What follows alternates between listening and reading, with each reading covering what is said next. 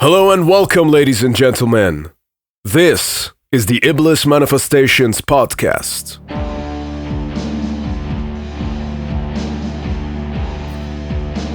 This channel features lengthy off-limits conversations with various different artists and entrepreneurs, predominantly from the underground metal scene. We take deep dives into the topics of life, music, spirituality, and take insight from a variety of thought-provoking perspectives from personalities who you don't often hear from in a mainstream settings. I am your host, Cheyenne, and I was originally born and raised in Iran and currently reside in the UK. I am the frontman and founding member of the black death metal band Trivex, who have been active since 2009. The band originally started in the Islamic Republic of Iran, where such type of music is banned as well as a punishable offense. You can check the band's pages for any updates on tour dates as well as new music. I am also a personal trainer and an online fitness coach who specializes in people achieving the best versions of themselves physically and mentally. Having been someone who was once extremely out of shape and overweight, I find it to be my duty to be able to pass on the information and knowledge which I've gained to help others achieve the same transformation. The Iblis Manifestations Podcast also features a variety of solo episodes where I discuss personal experiences and anecdotes in a very candid fashion, covering everything from mental health, spirituality, philosophy, and even paranormal experiences. This is the Iblis Manifestations Podcast. To support it, be sure to subscribe to the channel and visit the link in the descriptions. It's great talking to you, Cheyenne, really. And best of luck to your endeavors for this podcast. I think it's a great initiative. You're my favorite person to talk to for interviews and stuff. So I love what you're espousing out here. I love the knowledge and the perspectives that you're curating through this, and I'm just so honored to be a part of it. Thank you. As I told you, it was one of the most interesting interviews I've ever had, because we talk a lot more things than just music, and I really appreciated that. I respect you deeply, and it's an honor to be here. And friends, remember as always, better to die on your feet than to live on your knees. Enjoy the podcast.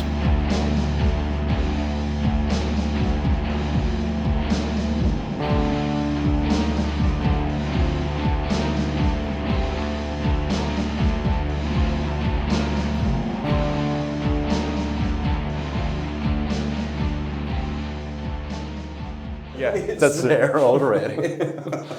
There we go. All right then, Mr. Svartalv, welcome to Iblis Manifestations. Thank you very much, brother. I've been looking forward to this, man. I have as well. Yeah, this is, I think we may as well call it the ultimate black metal podcast of all time. Yeah, Would you say? Once. Yeah? No, I'm in on that. It's a pretty special place to be. What sort of memories do you get from just being back here? That's kind of like almost like a little movie thing. Yeah. Because it is not one memory. First of all, it's a long fucking time ago. Sure, yeah, So, yeah. you know, we're talking 30 plus years ago, yeah, obviously. so there is, you know, how things kind of blend and stuff. So there is the memories of, and this is so, I've tried many times to explain to people how this is, because the way we are with each other in the metal scene now, where we kind of handshake and you're brothers and that whole thing that's going on, there was none of that. There's stiff-legged people kind of eyeballing each other a little bit. There's small groups of friends, 5, 6 people, normally a band and a couple of people around there. And when we came down here, you see like one of them, 2 of them, kind of buying a record, saying hello. It's almost like dogs who were constantly figuring each other out. And then you had, of course, Euronymous and Hellhammer worked here all the fucking time. He's the guy I spent most of the time talking to. And he was pretty good at pushing like shit albums they just want to get rid of to get some money in. Oh yeah? Stuff like that. Okay. So there's this whole kind of vibe and feel that is almost impossible to explain to anyone. Because it was all about, I don't know, who are you, who am I? Mm-hmm. Are you tough enough? Are you real enough? Are you true enough? Sure. That kind of mix, and then you have Euronymous in the middle, just like this little puppet master, you know, kind of pulling strings. He pulled everyone's kind of strings in all kinds of ways. And like here, like down in the basement here, I've only been down here we picked up some t-shirts from Pandemonium. We picked up small Pandemonium t-shirts. Yeah. And I think the Pale Basarine, Profanatica, 7 inches came in, and we had to kind of be down here. But it was kind of mystical, the whole thing. And I was at high school. I went to the same class as Garm from Ulver. He didn't really like me much because I'm a heavy metal, thrash metal guy. Okay, yeah. And I stuck to my thing. I still stick to my things. I can't like... Merciful Fate explains it. There we go. You know, I can't ditch my old shit. I just took on some new stuff, and that was pretty hard. So we were in the same kind of class. We never went down here together. Yeah. He took a bus, I took the sub, then we met up down here again, you know. Yeah, that's a valid point, because, you know, when you're getting into metal, you always have your own, you know, like Metallica's cool at first, but then once you discover Slayer and then later Mayhem, obviously, then it's like, oh, Metallica or posers, you know, they play light music. But I think that some of us, you either go back to it eventually, you know, which is what I did, you know, eventually I was kind of like, okay, no, that stuff is still cool, but for other reasons, you know, but you're saying that you always kind of stuck out the root part. Yeah. Always. And that was kind of hard with some of the, you know, the black metal rules and regulations, you know, you should be like this, you should be like that. So for me, actually moving away from Oslo and going to the West Coast, where I met a bunch of people who didn't give a shit. You know, there were people, most of them listened to Danzig at that early 90s area over there. It was kind of like a fresh kind of thing, to not having to kind of watch what the fuck am I wearing or thinking about, or you know, that kind of thing. But I think it was, in a sense, good for us as well. Like for me and Garm and all us high school boys were kind of hanging out there. Yeah. Because it told us in a way how to, like, we started thinking. It's kind of weird with all the outwards imagery and kind of like strange ways of behaving. It made us all kind of think more inwardly. And there's this kind of line that goes there around, like when we were, I don't know, 16, 17, 18. Yeah. And I could see in some of these people how you just went to a new level. And everything else just kind of didn't matter anymore. And I can see that in Garm and Ulver and stuff as well, how they suddenly just like, oh, there it is. Yeah. And then they took it off. I had the same thing with the Gehenna guys. It was just like, oh, this is our shit. But the ones who pointed us in those directions is, of course, whatever happened here, Euronymous, and for me, the Darkthrone guys. I grew up with the Darkthrone people around me. I worked at the gas station there. I worked at the gas station with Zephyrus for several years. And since I'm younger than him, I was like constantly like, I can come in with like, I remember I got an Altars of Madness back patch. It's like, I'm so fucking happy I got this back patch. And I take it into the, you know, he was standing there working, and he was like a real somber kind of guy who just looks at me like, that ain't fucking cool. And I was like, but we talked about this 2 months ago, how cool this was. No, and he puts on his new old, you know, first time I saw them, like black jacket, black pants.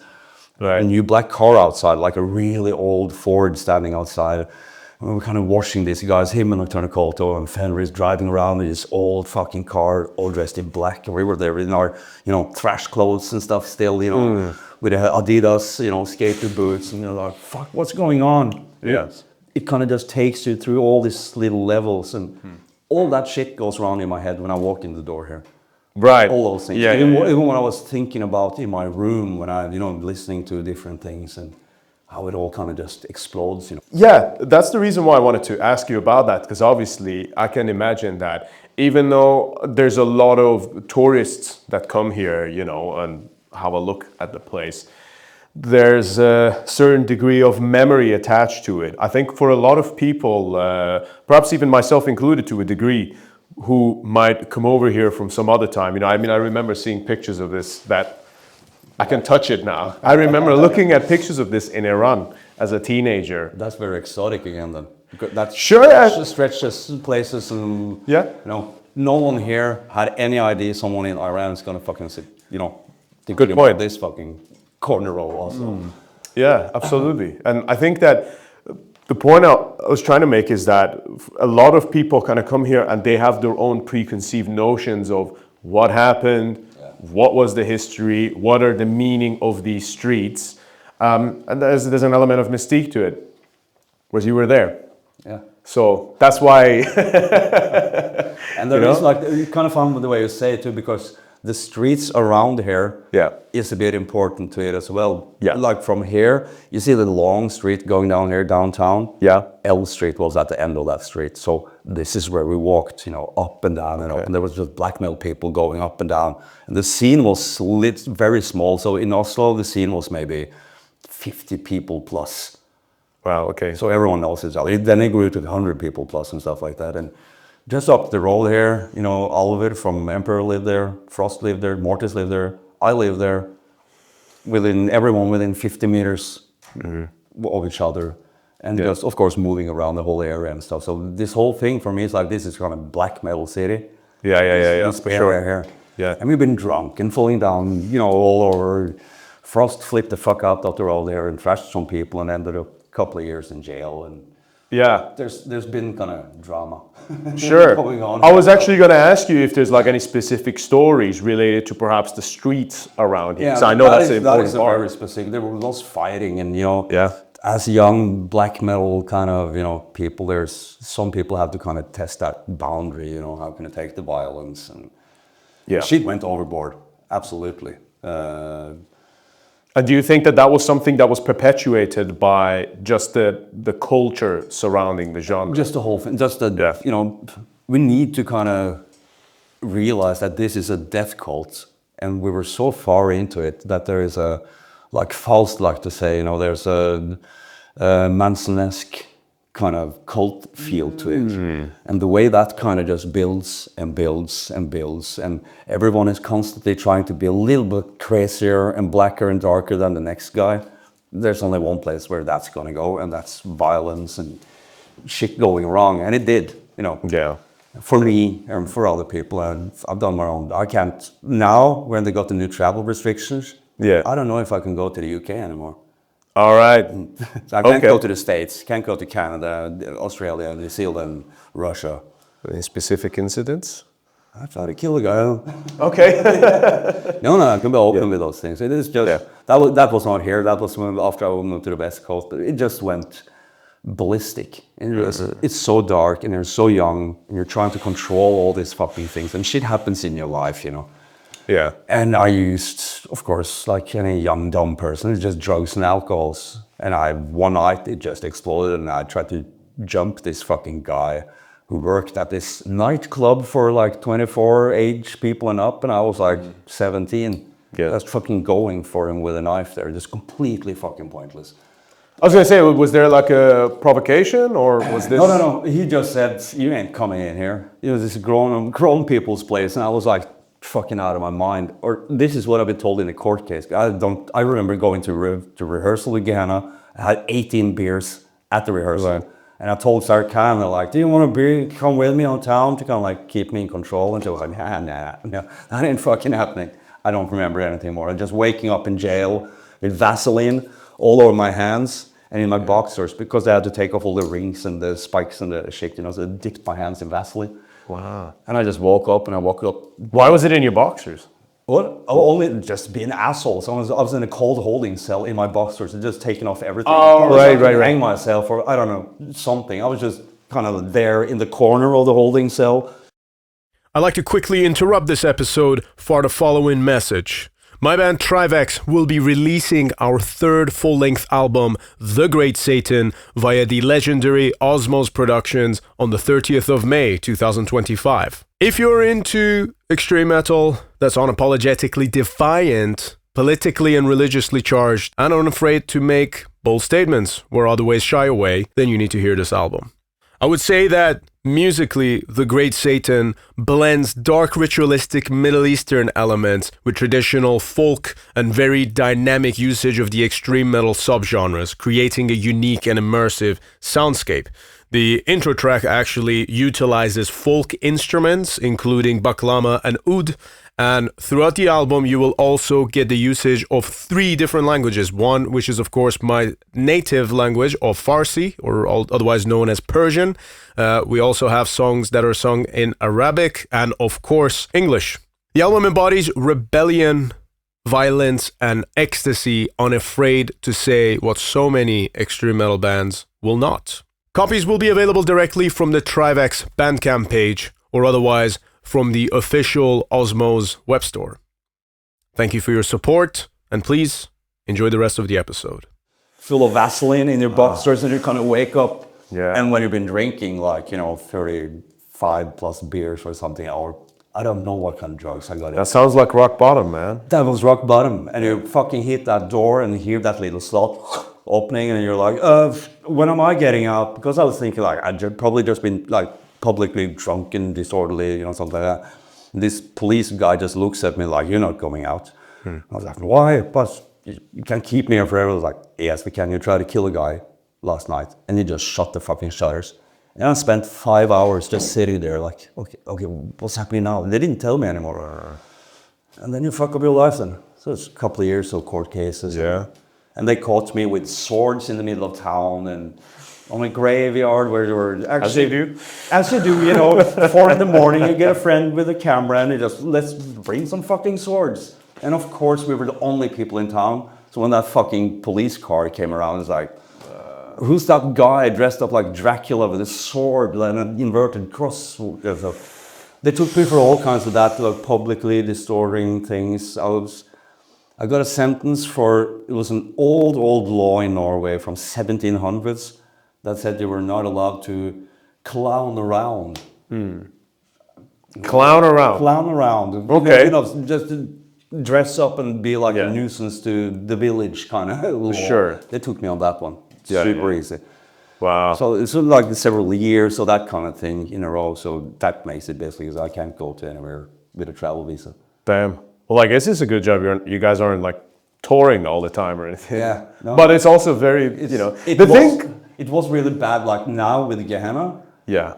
There's places we can't go. There's other people in Gehenna who has the same problem, more with church burnings related stuff. I was going to come to that one actually, because I know you had people close to you at the time that were involved with that as well. Yeah, very. Yeah.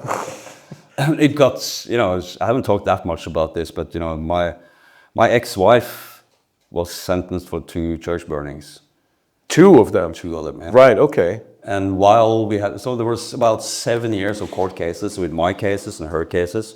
And in the middle of that, we got married and we had a kid. So you kind of walk with this kid through this fucking infernal shit thing there's media and TV and lawyers, and it just fucking raped us left, right, and center. And no one ever asked, do you need a little help? Do you need to talk to someone? Or we just plowed through the fucking thing, and it broke us, of course, broke us apart totally. But yeah, we had the full thing. I had bunches of newspapers with cutouts, and my family freaked the fuck out. My mom getting up one morning and there's a picture of me in the middle of Norway's biggest newspaper and says, this is how Satan is or here Satan is being ritualized or something like that. It's of course it starts fucking up your life. And Which on a bigger, you could also look at that and say, wow, that's the greatest PR anyone's ever had. But also at the same time, to live through it, it's a different story. The worst thing is that it wasn't really a good PR thing. No. But by that time, I had quit Gehenna and started in Satyricon. And Satyricon had its own momentum. It was just kind of going there. So we never used my court cases or Frost's court cases or my wife's. We didn't ever use that in any kind of... We didn't really push the agenda at all. We didn't try not to talk to people about it because we were just so fucking tired of the whole thing. So we never kind of thought that, we can use this for promotional. Yeah. And that's one of those things with the whole black metal thing. No one really burned down that fucking church to get a promotional fucking benefit from it. It was just fucking rage, Let's go for it. And after that, it's there's a lot of people who likes it now. But back then, there wasn't all this information traveling around. It took you months and weeks to know whatever been happening around the world, and it just happened, but we never used it. No, that's I think it's beautiful what you're saying. You did it just out of rage, not because it's PR. Because the thing is as well, the only PR for people, because there's a younger generation who might look at something like that. myself included, by the way, when I was 14, 15 years old, reading those stories, being like, yeah. I understand what you mean, Yeah. It's kind of tempting to, and it's kind of a little cool, and it's dark, and it's tempting, and it's got... Well, the worst thing I ever did was burn a Quran in a Central Park in Tehran. Well, you could get way more shit to that than any fucking church we ever fucking... Maybe. You know that, Maybe. You're that close to just losing your fucking head, dude. I've got a video of it. That? Yeah, I've just never posted it. Yeah. But I see that, to the people who's watching and stuff, this man is going to a different level when it comes to where you come from, what you actually dare to do. Thank you, man. I appreciate that. I know what the root... I sent you a message about that, the way those roots fucking grow where you come from. Yeah. That's very kind of you. They're very tough because they have long fucking claws, and that we dare to stand up for something that we believe. That it reminds me of, not to make it's not the same, I know, but reminds me of what we can try to stand for in a way, where you just stand for it. I cannot deal with this fucking bullshit. I will stand for it no matter what you do. So kill me in the fucking process, but I will stand for it. I love that. That's with your music, with everything, the way you do the podcast, the way you think, the way you're kind of going into the occult stuff and all that it plays into it, So that's why I like you. And with the last interview you had with, what's his name? I'm very bad with names, I'm sorry. Kyle? With Kyle, from Iblis. Yes. Again, sorry. I'm horrible at remembering names. But the way some of you guys in the scene, and since I'm a bit older, it's kind of like new guys coming into the scene for me. I know you've been around this, a long time, but it's kind of new. But the way you hold yourself, that is something that reminds you very much of all the old days, of the guy who ran this fucking place here. That's kind of what he wanted, that self-control, you stay focused. It was never about just walking around being a fucking menace to anything. There was a point here, Yeah. And how to kind of spread it and so that's what I picked out from this place and being around these people, even people I didn't like me and Garden never got along. He hated my heavy metal thrash stuff, and I hated his fucking stuck-up thing. And now we're old men, and it's pretty. I'm sure he's cool. I haven't talked to him for 20 years, but I'm sure he's cool about this stuff as well. But it's the way it was. But just to use him as an example, he didn't like me, I didn't like him. But still, you kind of look at each other in the corner of your eye. So, what's he doing? Well, I'm gonna feel better. I'm gonna do one up on him. It keeps pushing you a little bit. I'm gonna do this and I'm gonna do that. He's got one of those. I'm gonna fucking go home and make one better than that. Yeah. And then you're sitting around and we got all these tapes, and that one day our drummer in Gehenna, the rep, came around and was like, "I had this tape from Emperor, guys," and I was like, "Let's check it out." And the first time you sit down, and there's kind of light snow in the air. With Gehenna, we met every day, had a bonfire in forest, hanging out, talking about music. And cool. And we put on fucking Inua Satana. And look at my arms. Yes! I see it. You're sitting there and it explodes into this thing, but it's so good. And you know that your pals are like, fuck, they've done it now. And then you hear it over and over. We're kind of sitting there like, it's just, how the fuck did they do that? Then you go home and start studying the shit. It's like, okay, I have to figure out how they did that shit. Then we meet up later, and we don't want to try to overdo it. We don't want to copy it, but it pushes you to fucking take it to a next level. Like with Gehenna, like with second spell, you can hear there's something happening between first and second spell. Yeah. It's that thing. We kind of looked around and it's like, we don't really want to be part of this scene because we really want to keep it to ourselves. We want to be dark metal. We didn't want to be black metal. We want to be dark metal. But you keep looking at these guys and like, we have to fucking up our. So you keep putting the bar up and up, and that's what you guys are doing. Oh, thank you. And that police and stuff. You're putting the bar up here, and for everyone that's standing around here, that's if we're going to go to that next level, you have to go for that fucking bar up there. That's extremely kind of you, man. I appreciate your words, and it means a lot. One thing that I'm thinking is, as you're saying to me that, we did it just because of the rage that we felt.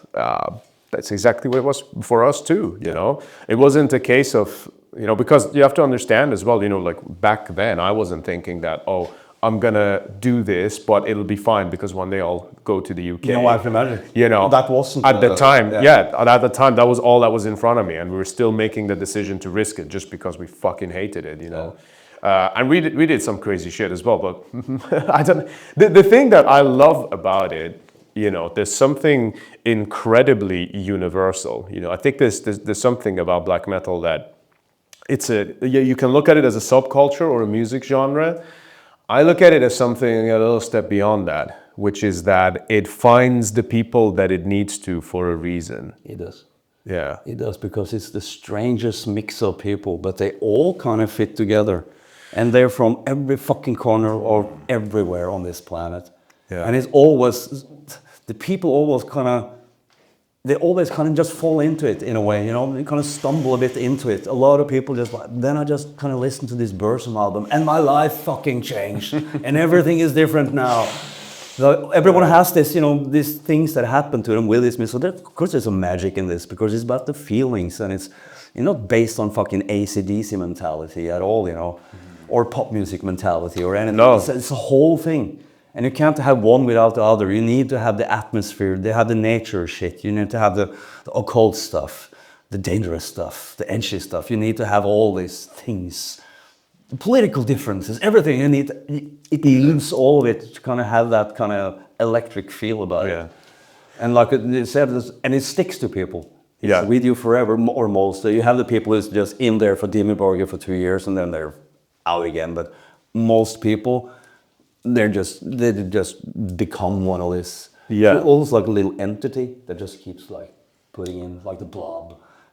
That's how I look at it. Into it, Bro, that's entity is a very accurate word. That's exactly how I look at it, because I also think that I had this conversation recently. I think that going a little like just a few steps back, but to Metallica, when Cliff Burton was around, I think that him or people like him, I don't know if there's many people like him because he not many people like him. And then we're talking like David Bowie and that kind of special. Yeah, for sure. But I also think that there are people within black metal who like you can still put him in the same category, but in like a might not have made it as big. No, but they have whatever that means. But the big doesn't that doesn't matter in this context. It's about that whole energy and how people. It's a soul thing. In a way, it's a soul thing. Born like that. Cliff was fucking born like that. He didn't.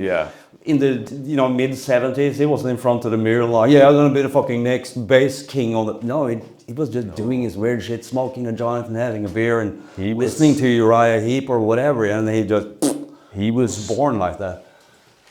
I think he was trying to communicate with something. I don't even think he knew that he was himself. I think maybe he was. It was like just like this amplifier where all that came through him just kind of when it spreads out to the world. I'm fairly convinced that he did manifest something other, I'm going to call it other, into the world. But I also think that he paid the price for doing that too. It is, Yeah, you can see that of several of those.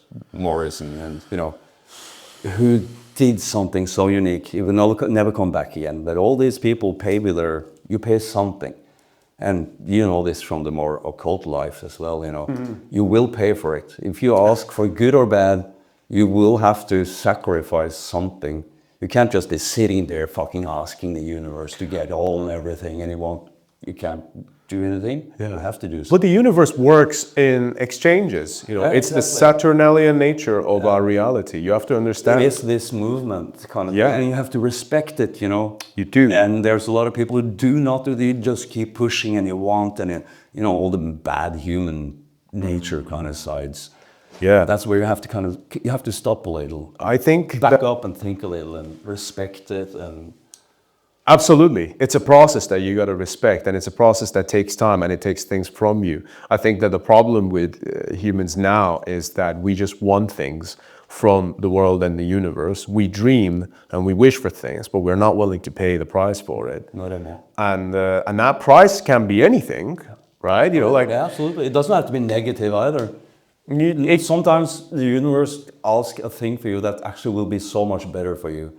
Yeah. If you just kind of do it, you realize that, I thought it was a sacrifice, but fuck, now I'm better for it. Now I'm working out, or now I'm thinking in this way, and Yeah. unlocking those little things. That's for me. That's the kind of magic in life when you realize little things that wow, that actually it fucking happens, and I focused on this, and you know how that is. You work very targeted on things, you know.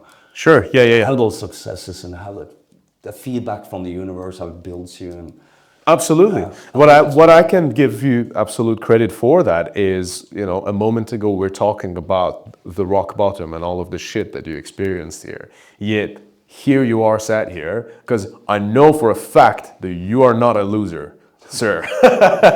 I know that's not a fact, you know. You not only have your shit together, but you're a strong person, and you've done a lot, man, you know. And I think that's a brilliant example that everyone should aspire to, if anything. of course you can build up, you know. When I was 18, I was smoking heroin, you know, watching my wife being carried off to jail, and I thought like, fuck this, I'm going to go on a tour with Satyricon. And on that tour, there's a kind of like backside story to that tour.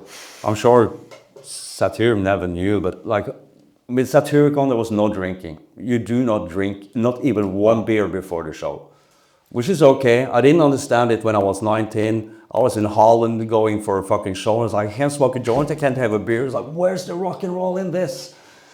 But I understand it was so much better after when I started doing my own projects and bands. So I total respect for that. My level of respect for Satyricon just like went up a notch just from hearing But that took me a couple of years to realize. But so on that tour, I had a bottle of morphine instead. To get up in the morning, because everything at home was fucked up, you know. My wife was in jail, been smoking heroin, and that didn't work because it gives you no fucking inspiration. So I remember sitting smoking this. I just got my junkie friends to kind of squeeze their shit from their syringe into my cigarette. I draw it off and I was sitting on a boat going out to rehearsal with Frost, because me and him rehearsed alone 4 days a week. And the other 3 days was like the whole band, but only me and him, bass and drums, and just going through all the old Satyricon stuff over and over again to get that, you know, foundation. We did that for a year, only me and him. It's actually a very clever idea when I think about it. It is. Yeah. Not if you're like me. I was mentally fucking scattered because my wife had been taken away, and I was smoking this shit that didn't give me any fucking inspiration at all. It makes you kind of want to kill yourself after 4 hours playing Path of Sorrow. Going Jesus, I'm laughing, but that's a harsh reality there. Yeah, But I'm so happy for it now. Yeah. It taught me almost like a monk-like discipline. We had no fucking money, so you had eaten really little. We weren't working out. Frost wasn't working out. We just barely fucking lived to these skinny little things in this room, just going for it over and every now and then Nocturnal Culto and Satyr showed up, and we just, okay, let's play the whole thing. But got it. The thing to all those shitty, like we talked about now, like to go back to that, is like all those shitty little things. I'm actually really glad for them now. It builds a man, as long as you can kind of get through them, of course. Yeah. And you don't end up like a junkie or something. But it built me in a way, and it shows you kind of like you have to see your own pit. You have to be all the way down there and fucking you rub your face in the shit. You kind of really appreciate it when you get up there in life, you know. I love that. Yeah. The seeds of light must first be planted in darkness. Exactly. To grow out. And it's like that with everything. You need some shitty relationship to appreciate the relationship you're in now. Yeah. You know? Stuff like that. Everyone needs that. That's experiencing. And I'm so glad for those really fucked up things. And I grew up with junkies, you know.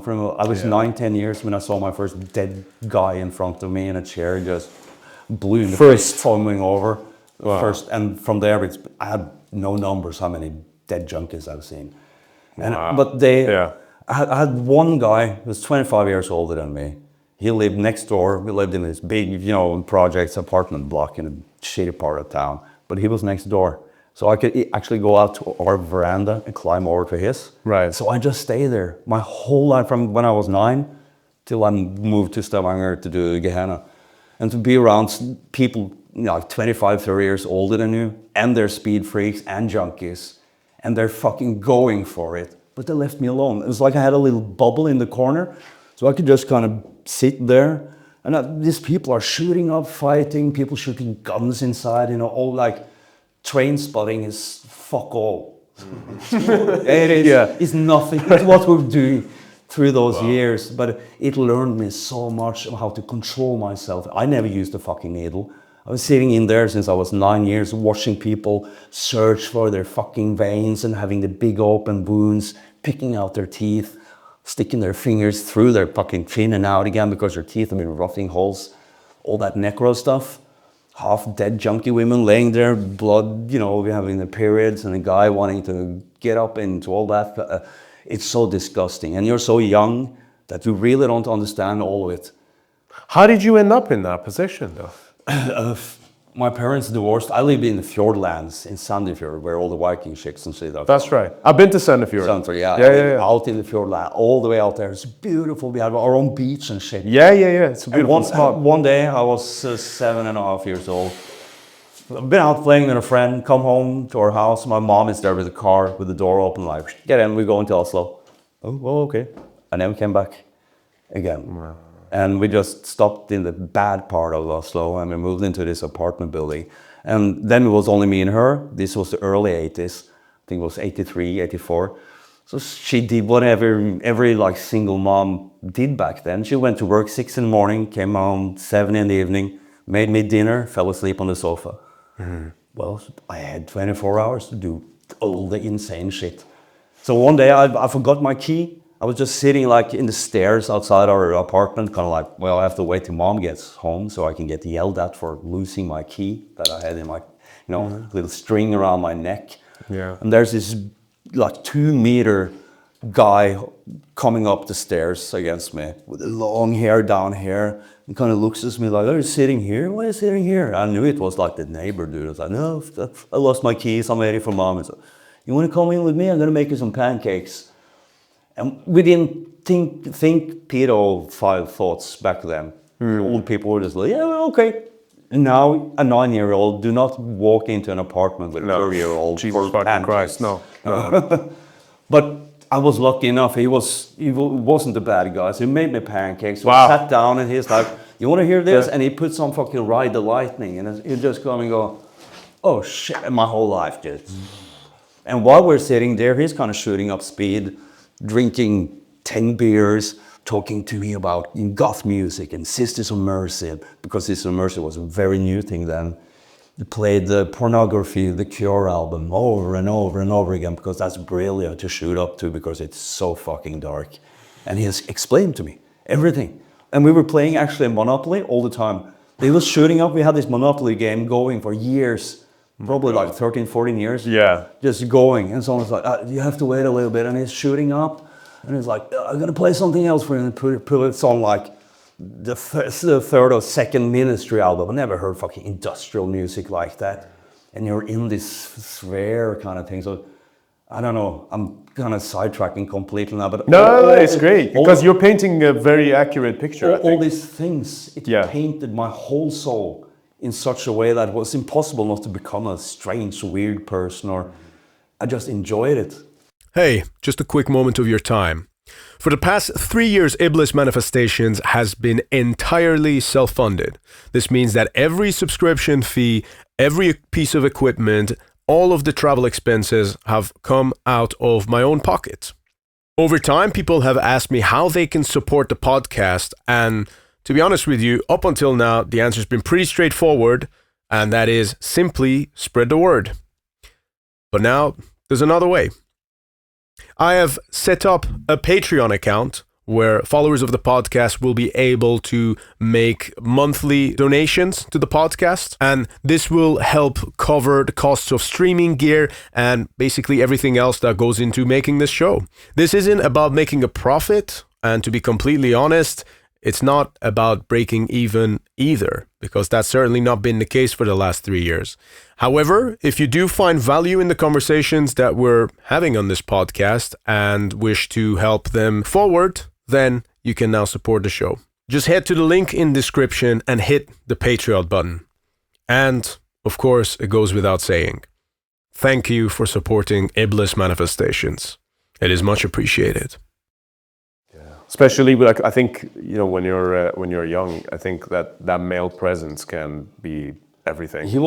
My dad is a very cool guy, but he was a Navy SEAL. He was down in Iraq, doing the whole war shit and just, Dad is in the desert, I'll call you in a month.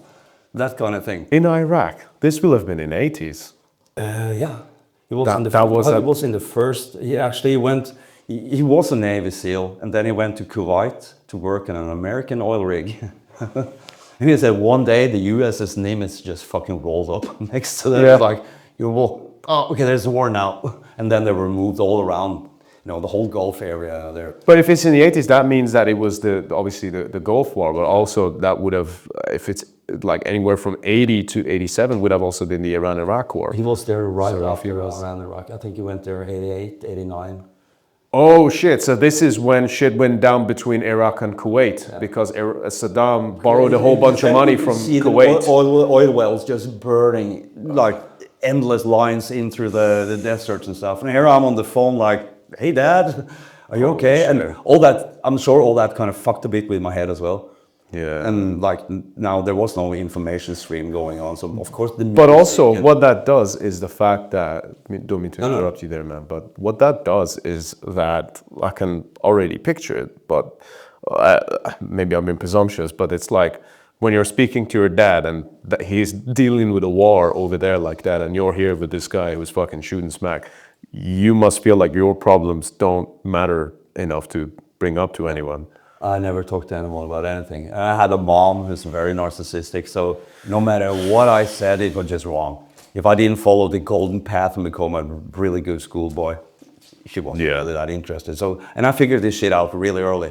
So the only one who wanted to listen to me was this fucking smacked up guy who actually took hours and hours. We were watching news, documentaries. We just got a cable. 1984, our whole world exploded. We got cable, man. Yeah. Satellite TV. We got BBC and all the American channels. So I was just sitting there all through the 80s with this weird fucking kind of William S. Burroughs. He was my William S. Burroughs, Got it. Just sitting there, slowly explaining the evils of the world and listen to this music and smoke this joint. And it stopped with the joints. We were like, we can smoke together. Yeah. Touch anything else and I fucking kill you. Okay, I respect that. He didn't want me to shoot up or, do anything. He just kind of kept me there. I think he liked it. His life was so fucked up. I think just kind of took his soul out in a way, like, I give it to this little boy, man, because I'm just jumped it away. Yeah. When he died in 2015, and I don't know, I realized he's the best friend I ever had. Have you been back to Sandefjord since? Well, yeah, I lived there. I went back there with my daughter and lived there for almost 10 years. Oh, right. Because I was living way too hard. I had some years being stupid and getting at least half of my body into the 1% scene. And of course, with those people, it will eventually fuck up. And it eventually did fuck up. And I can't do this. I took my daughter and moved back to Sandefjord. But then Sandefjord had become a cocaine town because there's so much rich fucking people living there and they don't fucking bother with the kids. So now it's a cocaine town. So I came down there and immediately had start fucking fighting 1% people again. So it's just been like this constant fucking thing. I know I listened to some episodes ago, you talked about the people who, I need to go to a cabin in the woods and I'm not one of those people, but I do live in a fucking cabin in the woods. But it is very different. It's just, I was so fucking tired of the life, of the stress, of the chaos, the fucking bikers and junkies and misunderstood metal people, and I just fuck it all. I'm going up there and I have my studio and I have my wolves and my bears and all the shit the little emo kids can't take. You take one of those little guys. We had a guy who wanted to, my daughter's ex-boyfriend, he was like, no, they're broken up and stuff, and he was like, he's 22 years old, I think. No, I'm gonna walk back home. I said, yeah, be my guest. Walk back home. He came back a couple hours crying like a fucking baby. The wolves are gonna get me and the bears, and just freaking out. Like, damn. That kind of, to be in that environment, I can make so much better music. I can stay in control. I can work out. I can train. I can do the whole thing. I can take care of my daughter's grown up now, but I need to get away from the whole thing. So it's not like an emo retreat kind of thing. It's just a place that gives me a lot of, you would love it too. Because it's raw, man. Yeah. She's seen the beaches and the stuff that is around my house. It's epic. That's for everyone should kind of do that if you're into black metal. Just spend a little time with yourself in the nature, and nature will start fucking talking to you. Sure. And it happens since you're into the occult stuff as well, like you talked about with the last with Iblis episode as well. Well, like, for me, he lives with nature as well, you know. Like we talked about and how that fucking just fills you and takes you to places you had no idea you were fucking even going there, you know. It does. Yeah. No, for sure. I think the noise is like, it feels like a target a lot of times, but actually it's a distraction from something much deeper that exists all around us already. I actually recorded all of the guitars with the new Trivex album, Great Satan. I recorded that in a cabin on top of mountains in Swansea. You did? On my own, yeah. I was on the brink of madness. Yeah, but that edge is a little perfect. I like that edge. This like one of my favorite memories of recent times is just doing that, you know. Like to make a comparison, I'm going like in 2 days. I'm going to the West Coast. And the first Gehenna rehearsal with all of us, the old ones. And we're gonna rehearse for a week. And I had to tell the people that I cannot be around you after we have rehearsed. I can't do band meetings and rehearsals for 15 hours and then I'm gonna go fucking be social. I can't. So I'll go to the beaches and I have my car. I just live in the car at the beach. Every morning I can get up and go walk into the fucking North Sea from going up and down the beach. I have to do that shit to get my energy so I can do that whole thing, you know? Yeah. So you can do what you're doing right now. Exactly. I don't even want to have anyone with me in the car going to the West Coast because then I'll be already socialized to death by the time. So I just want to be pure so I can do that fucking thing. Oh yeah. And do it properly, you know. It's a thing, man. Yeah, absolutely. That, you know, prepare yourself, like properly prepare yourself. Fucking walking to like, fucking you do this reunion that is becoming much bigger than we thought. And the response is much bigger than we thought. And like, let's talk about that. So, what's the upcoming plans for Gehenna as we kind of wrap this up? No, it's like I said, we're rehearsing now. The first concert is at Beyond the Gates. I'll be there. Then we'll do more or less.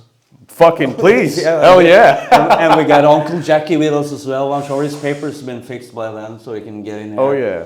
Oh yeah. Old Jackson, I hear he might have even been responsible partially for this whole... He is very responsible. Yeah? Yeah, because he's the one that kind of opened his channel in a way for us to talk about it. And by talking about it, and the way there's stuff he's been talking with us about that I can't kind of put on camera too, but the way he's helped out, he's been my confidant that I can talk to, and I know it's not fucking gonna reach the world. Absolutely. Those things helped me kind of get to a mental place where I wanted to do the Gehenna thing. Yeah, yeah. And for them to talk together, or when we did the interviews things, and Jackie kind of like just being there, letting us do it, something happened there. Because the second we were finished with that, we all kind of turned like, let's go. Let's just... Fuck yeah. We've done it now. We talked about it, now we just have to do it. And everyone did the flame just ignited like that. That's awesome to hear, man. That's like, what a cool fucking thing, right? Like, just like, who would have thought? Like, you know, an Into the Necrosphere episode of Gehenna might actually bring that together. And now, like, it's all happening. No, that's first of all very exciting to hear. You know, again, Gehenna's a band I've known since I was in Iran. I know that's always my reference, but I did. No, you know? I remember.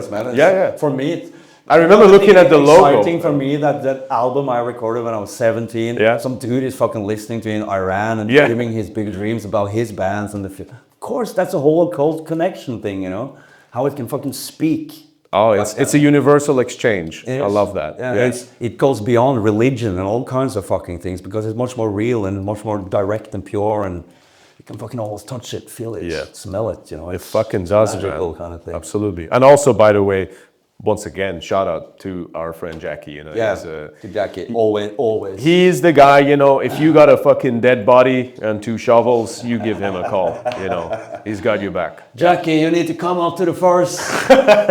Piles of bodies are building up.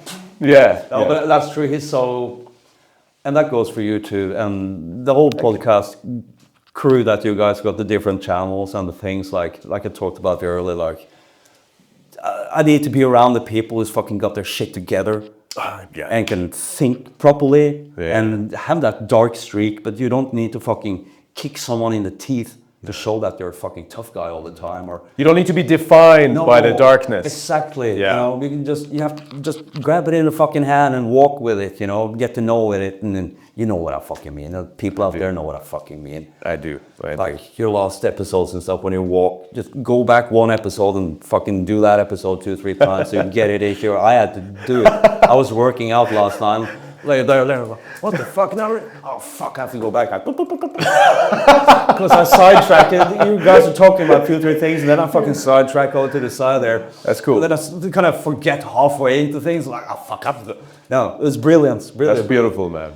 So Svartalv, you sir are a beautiful soul. It's a real pleasure to have you on the Iblis Manifestations. Thank you. And we'll do this again. We will. Cool. Yeah. Hope you guys enjoyed this episode. See you later. Stay tuned.